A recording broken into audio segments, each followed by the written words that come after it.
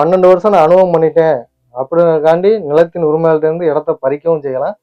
அதை நிலத்தின் உரிமையாளரே என்னுடையதுன்னு சொல்லிட்டு வாதிடலாம்.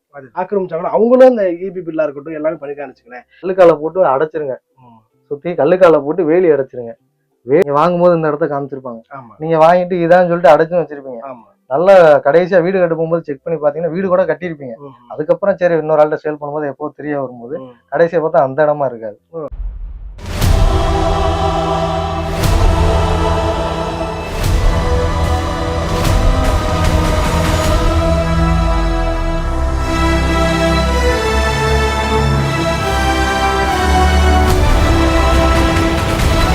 ஒருவர் ஒரு தனி ஒருவனுடைய இடத்த ஆக்கிரமிச்சாவோ இல்லை 12 வருஷமா அதை அனுபவிச்சாலோ அந்த இடம் அவங்களுக்கு சொந்தமாயிருமா? இதை சொந்தமாக்குறாந்தா இது கவர்மெண்ட் ஆக்ட் படி, நலத்து ஆக்ட் படி இதுக்கு எது மாற்றம் இருக்கா அப்படின்றத பற்றி இந்த பதிவில் நம்மளோட இணைய போகிறது யார் பார்த்தா மிஸ்டர் பாலா அவர்கள். அவங்க சோசியல் ஆக்டிவிஸ்டாக இருக்காங்க. அவங்கள கேட்டு நம்ம தெரிஞ்சுக்குவோம். வாங்க நம்ம வீடியோக்கு போயிடலாம். வணக்கம் பாலா.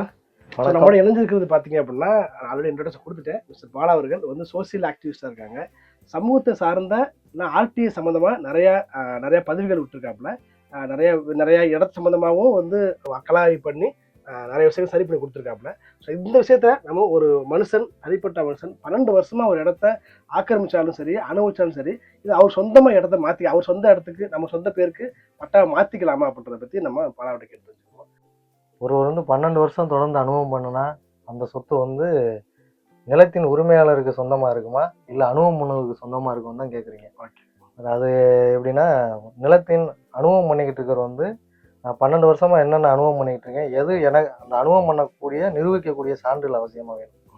அதாவது கரண்ட் பில்லு, வீடு கட்டியிருந்தா வீட்டு வருது, இல்லை ஒரு விவசாய இடமா அதை ஆக்கிரமிப்பு பண்ணி போட்டுருந்தாங்கன்னா பயிர் காப்பீடு, இந்த மாதிரி அரசு சார்ந்த திட்டங்களுக்கு இவர் வரி செலுத்தணும் அந்த இடத்துக்கு.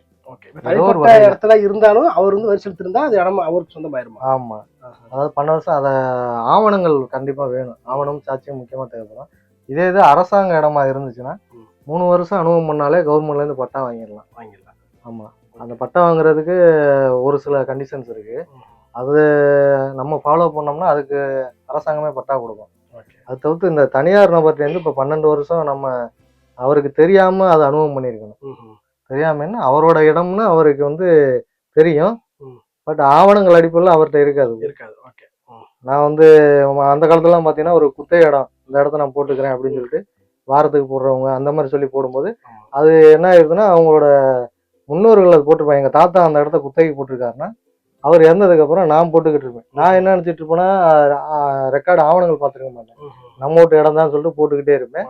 ஒருவேளை அந்த இடத்தோட சொந்தக்காரர் கேட்கும்போது கொடுக்கக்கூடிய மனநிலை அப்பையில இருந்தது, கொடுத்துருவோம். இப்போ எப்படின்னு பார்த்தாங்கன்னா இந்த ஒரு 10 வருஷ காலத்துல இடத்தோட இந்த நிலத்தோட மதிப்பு, அதோட முழு மதிப்பீடு தெரிஞ்சதுக்கு அப்புறம் தான் இப்போ அதோட பயன்பாட்டே நம்ம நிலத்தை தேடி போயிட்டு இருக்கோம். அதோட ஆவணங்கள் எல்லாத்தையும் இப்போ அந்த மாதிரி தேடி போயிட்டு இருக்கும்போது இப்போ 12 வருஷம் நான் அனுபவம் பண்ணிட்டேன் அப்படிங்கிறக்காண்டி நிலத்தின் உரிமையாளர்கிட்ட இருந்து இடத்த பறிக்கவும் செய்யலாம். அதை நிலத்தின் உரிமையாளரே என்னுடையதுன்னு சொல்லிட்டு வாதிடலாம். அவங்க வச்சிருக்க 2 பேரும் எந்த ஆவணங்கள் வச்சிருக்காங்களோ அதுக்கு ஒரு சப்போஸ் ஒரு சிலர் என்ன பண்ணுவாங்கன்னா பூர்வீக சொத்தா இருக்கும், கூட்டுப்பட்டால கிடக்கும் ஒரு 4-5 பேருக்கு. இப்ப அவங்கள யாரோ ஒரு ஆளு அதை கண்டுக்காம இருக்கலாம், 7 பேர் வெளியூர்ல இருக்கலாம்.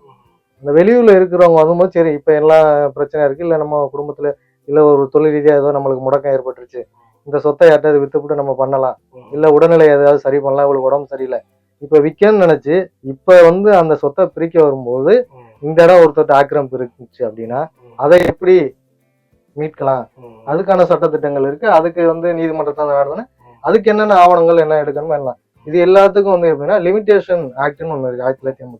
அந்த சட்டப்படி தான் நம்ம இது பண்ணணும். என்னன்னா இப்ப அந்த சட்டமே எப்படின்னா, எனக்கு என்னைக்கு இந்த சொத்துல பிரச்சனை இன்னைக்கு தான் எனக்கு தெரிய வருது, இது என்னோட சொத்துன்னு என்னைக்கு அவருக்கு அந்த சொத்தோட உரிமை எனக்கு தான் அப்படின்னு தெரிய வருதோ அன்னையில இருந்து தான் லிமிடேஷன் ஸ்டார்ட் ஆகும். நீங்க 10 வருஷத்துக்கு முன்னாலே சொத்தை அனுபவம் பண்ணிக்கிட்டு இருக்கலாம், ஆனா எனக்கு தெரியாது, ஏன்னா நான் வேலை ரீதியாகவும் எங்கேயோ போயிருக்கலாம். ஆனா உள்ளூர்லயே இருந்தாலும் இதை மென்ஷன் பண்ண முடியாது, எனக்கு தெரியாம வெளியில என்னோட சேர்ந்த கூட்டுப்பட்டால இருக்கவங்க அவங்க இந்த இதை போடலாம். நான் இந்த லிமிடேஷன் ஆக்ட் படி எனக்கு தான் இந்த சொத்து பங்கு, எனக்கு இன்னைக்கு தான் இது தெரிய வரும், இதனால எனக்கு இந்த பிரச்சனையை சரி பண்ணி இப்பதான் நாங்க பங்கு பிரிக்க போறோம் அப்படின்னு சொல்லிட்டு வாதிடலாம். ஆனா 2 பேரும் வாதிட்டலாமே, ஆவணங்கள் யார்கிட்ட மெஜாரிட்டி உண்மைத்தன்மை என்னவோ அதை பார்த்துதான் அந்த சொத்தோட உரிமை இருக்கு. கிராமப்புறங்களை பொறுத்தவரை பாட்டன் போட்டெல்லாம் வந்து அப்பெல்லாம் பட்டா பத்திரம் அப்படிலாம் இல்லை. ஸோ இது வந்து இப்போ ஒரு கஷ்டப்படுறவங்க வீடு கட்டு முன்னாடி எல்லாம் வாய்மொழியானும் வாய்மொழியில இந்த இடத்த நீங்க பயன்படுத்திக்கிறப்பா அப்படின்னு சொல்லும்போது அவங்களுடைய தாத்தா, அவங்க தாத்தா ஒருத்தரையும் இந்த இடம் வந்து சோக்கின் அவர்களுடைய இடம் பண்றாங்க. ஆனா அது காலகட்டத்தில் அவங்க இறந்துடுறாங்க, அவங்க பிள்ளைங்க வந்துடுறாங்க, பிள்ளைங்களோட பிள்ளைங்க வந்துடுறாங்க, இன்னுமே அந்த இடத்த பயன்படுத்துறாங்க அப்படின்னு சொல்லி. ஆனா இப்ப அந்த சந்ததிகள் இருப்பாங்கல்ல, இப்ப சோக்கின்ற ஃபேமிலி கொடுத்துருக்காங்கன்னா அவங்க சந்ததி சொல்லுவாங்க இது வந்து எங்க இடம் தான்பா அப்படின்னு சொல்லி வச்சுட்டு போவாங்க. இப்போ நான் போய் சண்டை போடுறேன் இது வந்து எங்க இடம் தான் அப்படின்னு சொல்லும்போது அதுக்கு சம்பந்தமா எந்த ஒரு டாக்குமெண்டேஷன் இல்லை, டாக்குமெண்ட் இல்லைன்னு வச்சுக்கிறேன். இன்கேஸ் அவங்க வந்து இது கேஸ் போடுறாங்க இந்த இடத்த பயன்படுத்துறோம் அப்படின்னா இது வந்து இந்த இடம் வந்து அவங்களுக்கு சொந்தமாகுமா இல்ல அந்த உரிமையாளர் சொல்றாங்கல்ல அவங்களுக்கு சொந்தமாகுமா? இது எப்படி இடம் எதுவும் டாக்குமெண்ட், அவங்களும் டாக்குமெண்ட் இல்லை எங்களும் டாக்குமெண்ட் இல்லை அப்படின்னு இருக்கும்போது இப்போ யாருக்கு போகுது அந்த டாக்குமெண்ட்? இப்போதைக்கு யார்கிட்ட அனுபவ சான்று இருக்குல்ல, அவங்களோட டாக்குமெண்ட் இல்லைன்னு சொல்லிட்டீங்க, பழைய சான்றுகள்ல உங்கள்கிட்ட இல்லைன்றீங்க. இப்ப நடைமுறையில என்ன சான்றுகள் வச்சிருக்கீங்க, யார்கிட்ட அந்த சொத்தோட அனுபவம் இருக்கு? அது விஷயம் இருக்கு. நீ சொல்றீங்கல்ல அனுபவ சான்றிதழ் வந்து அவங்க பெற்றிருந்தாங்கன்னா கவர்மெண்ட்ல எழுதி போட்டு வாங்கியிருந்தாங்கன்னா அந்த இடத்த அவங்க வச்சுக்கலாம் கவர்மெண்ட் லாஸ் ஆர்டர் படி. அனுபவ சான்று மீனிங் எப்படின்னா இதுதான், நம்ம ஏபி ஒன் கரண்ட் பில் வாங்கியிருப்போம், அதோட பில்லு எம்எல்ஓட பேர்ல இருக்கும், அந்த சொத்தை ஒரு கொட்டா போட்டுருவோம், வீட்டு வரிசை ரசீது வாங்கியிருப்போம், தண்ணி பைப்பு லைன் கொடுத்துருப்போம், அதுக்கு ஒரு ரசீது போட்டு வாங்கியிருப்போம். இதுல எதுவுமே இல்ல அப்படின்னு சொல்ல வரேன். அந்த இடத்துல பயன்படுத்துறாங்கன்னா அவங்க ஒரு கூரை போடுறதோ இல்ல சமைக்கிற கொட்டாயோ இல்ல வந்து செடி வச்சிருக்காங்களோ அதை மட்டும் தான் வச்சிருக்காங்க. அந்த இடத்துல வேற சம்பந்தமா ஈபியோ எதுவுமே இல்லை. ஆனா வந்து அது எங்க இடம்னு ஃபைட் பண்ணும்போது அதை எப்படி கையாளணும்? அதாவது உங்களோட ஆவணம்னு சொல்றதுக்கு ரெண்டு பக்கமே இல்ல எதுவுமே ஆவணம் இருக்கணும். இல்லைன்னா என்ன பண்ண அது கவர்மெண்ட் போயிருமா இல்ல அது எப்படி நடைமுறைப்படுத்தும்? கவர்மெண்ட் என்னன்னா அவங்களுக்கு தேவைன்னா அதை வந்து கையகப்படுத்தி வச்சுக்கலாம். என்னைக்கு நீங்க நிறுவனம் பண்றீங்க அவங்களுக்கு எடுத்துக்கலாம். அது வரைக்கும் அந்த லேண்ட் வந்து ஜீரோ வேலை பண்ணி அதை நிறுத்தி வச்சுக்கலாம். பட்டா கொடுக்கணும்னு அவசியம் இல்லை. உங்களுக்கு கொடுக்கறதுல நீங்க ரெண்டு பேருமே நீதிமன்றத்தை நாடி உங்களுக்கு என்ன, இப்ப எனக்கு அது கவர்மெண்ட்ல அந்த இடத்த எடுத்து வச்சுக்கலாம், அந்த பிரச்சனையை தீர்க்கறதுக்காண்டி அந்த கவர்மெண்ட் லேண்ட் ஆக்கி வச்சிருக்கலாம். உங்களுக்கு என்ன ஆவணங்கள் கொண்டு போய் சப்மிட் பண்ணும்போது அது நீங்க எடுத்துக்கலாம். அது வரைக்கும் அவங்கள்ட்ட தான் இருக்கும். ஓகே, இப்போ நீ ஆக்கிரமிச்சாலும் சரி அனுபவிச்சாலும் சரி ஒரு தனிப்பட்ட சொத்து வந்து அவங்களுக்கு போன்றீங்களே. இப்போ ரெண்டு பேர்ட்டுமே இப்போ உங்க இபி பில் வச்சிருக்காப்புல யாரு நிலத்து உரிமையாளரோ யாரும் ஆக்கிரமிச்சாங்களோ அவங்களும் இந்த இபி பில்லா இருக்கட்டும் எல்லாமே பண்ணி காணிச்சுக்கிறேன். இப்போ ரெண்டு பேரும் இப்போ வந்து உரிமையாளர் வந்து கேஸ் கொடுக்குறாரு, ஏன் இடம் தான் இப்போ வந்து 12 வருஷம் முடிஞ்ச உடனே இந்த இடத்த அவர் பேர்ல மாத்திட்டாரு, இது எப்படி செல்லுபடி ஆகுமா அப்படி கேள்வி கேட்டாங்கன்னா இது எப்படி?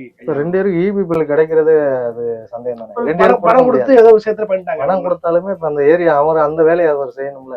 மின்சாரத்துறையில இருந்து ஆய்வு பண்ணணும்ல, இந்த இடத்துல வீடு இருக்கா, இந்த வீட்டுக்கு கரண்ட் கொடுக்கலாமா, இப்ப இந்த இடத்துல கரண்ட் கொடுக்கணும்னா அதுக்கு 4 சோறு கண்டிப்பா பூசி இருக்கணும், சீட்டு போட்டிருக்கணும், தண்ணீர் போகக்கூடாது, முதலாவது கூரையா இருந்தாலும் கொடுப்பாங்க, இப்ப கூரையா இருந்தா கொடுக்க மாட்டாங்க, சீட்டு இருக்கணும், சுத்தி கட்டடம் இருக்கணும், அந்த மாதிரி இருக்கான்னு பார்த்து அதுக்கப்புறம் தான் அவர் கரண்ட்டுக்கே அனுமதிப்பார். அப்பதான் அந்த அனுமதி அந்த ரசீது யாருக்குன்னு கொடுப்பாரு. புதுப்படியா நீங்க கேட்டனால வராம அது அங்கிட்டு உள்ள மிஸ்டேக். ஆமா, அப்ப வந்து ஒரு இடத்த ஆக்கிரமிச்சாருன்னா முக்கியம் கரண்ட் பில்லு இருந்தா போதுன்றீங்க. அதாவது தண்ணி பில்லு 2 பில்லு இருந்தாலே அதை வச்சு நம்ம யாரு அனுபவிக்கிறாங்களோ அவங்க போய் கிளைம் பண்ணலாம்னு சொல்ல வர்றீங்க. அந்த ஆக்டின் படி அந்த இடத்த அவங்க ஆக்கிரமிச்சு அவங்க வீடு கட்டி சொந்தப்படுத்திக்கலாம்னு சொல்ல வர்றீங்க. கண்டிப்பா. ஓகே, இந்த வீடியோ பதிவு மூலம் பொதுமக்களுக்கு இது மாதிரி நிறைய ப்ராப்ளத்தை ஃபேஸ் பண்ணிட்டு இருப்பாங்க, ஒரு கிராமப்புறமா இருக்கட்டும் ஒரு டவுன் புறமா இருக்கட்டும். இப்ப அவங்களுக்கு என்ன உங்களுடைய கருத்தை உங்க அனுபவத்தை சொல்றீங்க? இல்ல இந்த பிரச்சனை இன்னொரு வேலையும் வரும். இப்ப நீங்க வந்து ஒரு இடம் வாங்கியிருப்பீங்க, வாங்கின இடம் இதுதான்னு உங்களுக்கு தெரியாது. இப்ப டவுனுக்கு எல்லாம் பாத்தீங்கன்னா இந்த மனை கிட்ட எல்லாமே வாங்குவீங்க, நீங்க வாங்கும்போது இந்த இடத்த காமிச்சிருப்பாங்க, நீங்க வாங்கிட்டு இதான்னு சொல்லிட்டு அடைச்சும் வச்சிருப்பீங்க. நல்லா கடைசியா வீடு கட்ட போகும்போது செக் பண்ணி பாத்தீங்கன்னா வீடு கூட கட்டியிருப்பீங்க. அதுக்கப்புறம் சரி இன்னொரு ஆள்கிட்ட சேல் பண்ணும்போது எப்போ தெரிய வரும்போது கடைசியா பார்த்தா அந்த இடமா இருக்காது, நீங்க வாங்கின இடம் வேறையா இருக்கும், அடைச்சு வச்சிருக்கிறது இந்த இடமா இருக்கும். எப்படி அதை ஈஸி பண்றாங்கல்ல, ஈஸி போட்டாலும் இல்ல எல்லாமே பண்றாங்க. பட் அங்க இடத்துல நடக்கக்கூடிய தவறு என்னன்னா உங்களுக்கு இதான இந்த இடம் கன்ஃபார்மா தெரியாது. ஒரு 10 பிளாட் போட்டிருக்காங்கன்னா இதுதான் போட்டு அந்த இதுல கரெக்டா நம்ம தெளிவா வாங்கியிருக்க மாட்டோம். அப்படியே வாங்கியிருந்தாலும் ஏதாவது ஒரு மிஸ்டேக் பண்ணிருப்போம். அந்த மாதிரிலையும் அனுபவம் மாறிடும். நீங்க வாங்கி வச்சிருக்கிறது யாம்ட்டு தான் சொல்லி பத்திரம் எல்லாம் போட்டிருப்பீங்க, ஆனா வேற ஒரு இடத்துக்கு போட்டிருப்பீங்க. இந்த இடத்த புரோக்கர் மூலம் வாங்கியிருந்தோம்னா இந்த இடம் கை காமிச்சு வேலையை முடிச்சா போதும்னு சொல்லிட்டு அந்த மாதிரி ஒரே இடத்த 10 பேருக்கு மாத்திர காலம் தான் இப்ப நீங்க அதை பார்க்கும்போது நம்மளுக்கு அடைச்சு வச்சிருக்க இடம் ஒன்னா இருக்கும், வாங்குற இடம் ஒன்னா இருக்கும். அதுக்குமே நம்ம என்ன பண்ணோம்னா மறுபடியும் பத்திரம் தான் போடணும். நீங்க யாரு பார்ட்டி அவங்கள கூப்பிட்டு இடம் வீடு கட்டாம இருந்தா காலி இடமா இருந்தா இதுக்கு அதுன்னு சொல்லி கொட்டேஜ் அங்கிட்டு மாத்திடலாம். சப்போஸ் நம்ம இதுல வீடு கட்டி நம்ம எல்லாம் குடி போய் எல்லாம் பண்ணிட்டோம் அப்படின்னா மறுபடியும் அந்த இடத்த பத்திரம் யாரு அவங்கள்ட்ட எழுதி கொடுத்தாங்களோ அந்த இடத்த விட்டாங்களோ அவங்கள பிடிச்சி மறுபடியும் நீங்க பத்திரம் போடணும். இந்த இடம் நம்ம எதுல கட்டியிருக்கோமோ அந்த இடத்துக்குள்ள ஆவணத்தை நம்ம சரி பண்ணிக்கணும். அதை விட்டுட்டோம்னா நாளைக்கு அதுவும் பின்னால பிரச்சனை. அந்த மாதிரி இருக்கு. இது மாதிரி மக்கள் என்னைக்குமே என்னன்னா ஒரு இடம் வாங்குறோம் அப்படின்னா நம்மளோட கட்டுப்பாடு, அதாவது இந்த 10 வருஷத்துக்கு முன்னால வரைக்கும் விழிப்புணர்வு இல்லை, இப்ப எல்லாமே நிலத்தோட விழிப்புணர்வு எல்லாருக்கும் அவசியமா இருக்கு. வாங்கினோன்னு ஒன்று கல்லுக்காலை போட்டு அடைச்சிருங்க, சுற்றி கல்லுக்காலை போட்டு வேலி அடைச்சிருங்க. வேலி அடைச்சிட்டு அப்பப்போ ஒரு 6 மாதத்துக்கு ஒரு தடவையோ 3 மாதத்துக்கு ஒரு தடவையோ நம்மளோட சொத்து டாக்குமெண்ட் கரெக்டாக இருக்கா அப்பப்போ நீங்கள் வந்து ஒரு செக் பண்ணிக்கிறீங்க. கிராம நிர்வாகத்தை பார்க்கலாம், பிஎஸ்எல் அலுவலகம் பார்க்கலாம். பார்த்துட்டு அப்பப்போ நீங்கள் உங்களோட ஆவணம் கரெக்டாக இருக்கான்னு நீங்கள் செக் பண்ணிக்கலாம். ஏன்னா இப்போ வந்து ஆவணம் எல்லாம் இருக்கும்போதே எல்லா டாக்குமெண்ட்டு அரசாங்கமே மாற்றி கொடுக்கக்கூடிய சூழல் இருக்கு. பதிவுத்துறையில் பார்த்தீங்கன்னா முதல் பத்திரம் போட்டால் தான் தப்பு, 2வது பத்திரம் போட்டால் சரி. அந்த ஒரு கேட்டகரி இப்போ போயிருச்சு. ஏன்னா முதல் பத்திரம் போட்டு அதை ரிஜெக்ட் பண்ணி ஏதோ ஒரு காரணம் காட்டி ரிஜெக்ட் பண்ணிட்டு அதே நம்பர் ஆவணத்தை நம்பரை காட்டி 2வது பத்திரம் போட்டால் சரின்னு சொல்லக்கூடிய காலம் தான் இப்போ போயிட்டு இருக்கு. ரீசெண்டாக அதுவும் நடந்திருக்கு. அந்த மாதிரி இருக்கும்போது மக்கள் நம்ம தான் விழிப்புணர்வாக இருக்கணும். முக்கியமாக நம்மளோட ஆவணங்கள் கரெக்டாக இருக்கணும். நம்மளோட சொத்துக்கு அது அனுபவமாக இருக்கட்டும், ஆக்கிரமிப்பாக இருக்கட்டும், கவர்மெண்ட் இடமா இருக்கட்டும், முதல்ல வந்து ஆவணங்கள் முறைப்படுத்தி வச்சுக்கிறேங்க எல்லாருமே. ஸோ பாலா அவர்கள் வந்து ரொம்ப அழகா தெளிவாக பொதுமக்களுக்கு புரிகிற விதமாக சொன்னாப்புல, ஒரு இடத்த ஆக்கிரமிச்சாலும் சரி, அனுபவிச்சாலும் சரி, 12 வருஷம் வரை அனுபவிச்சுட்டு அந்த இடத்த அவங்க இடத்துக்கு போகுமா, யார் உரிமையாளருக்கு இடத்துக்கு போகுமா, இல்லை ஆக்கிரமிச்ச இடத்துக்கு போகுமான்ற தெளிவாக சொன்னாப்புல. அது மட்டும் இல்லாமல் ஒரு கருத்து சொன்னாப்புல, ஒரு இடத்த நீங்கள் வந்து பட்டா போட்டு வச்சிருந்தாலும் அதை 3 மாதத்துக்கு ஒரு தடவையோ இல்லை 6 மாதம் ஒரு தடவையோ அதை செக் பண்ணி பாருங்க, யாராவது இருக்கா, அந்த பத்திரம் பட்டெல்லாம் வேற யாராவது மாறிச்சான்றதை செக் பண்ணி பார்த்துக்கின்றது மிக அழகாக சொன்னாப்புல. முன்னாடி இந்த பதிவு உங்களுக்கு பயனுள்ளதாக நினைக்கிறேன். நீங்கள் பயனுள்ளது மட்டும் இல்லாமல் மற்றவங்க ஷேர் பண்ணி விட்டீங்க அப்படின்னா கண்டிப்பாக அவங்க பயனடைவாங்க. என் சேனல் புதுசாக பார்க்குறீங்க அப்படின்னா சப்ஸ்கிரைப் பண்ணி பயன்படுத்திடுங்க. அப்போ தான் இது மாதிரி பதிவுகள் தொடர்ந்து உங்களுக்கு கிடச்சிட்டே இருக்குங்க. தேங்க்யூ பாலா. நன்றி.